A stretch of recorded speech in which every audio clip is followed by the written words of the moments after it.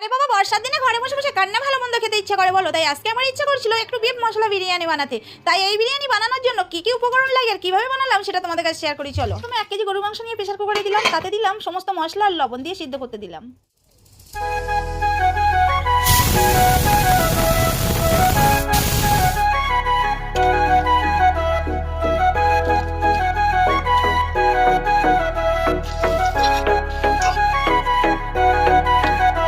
তোমায় মাঝারে রাখিব ছেড়ে দেব না, তোমায় মাঝারে রাখিব ছেড়ে দেব না।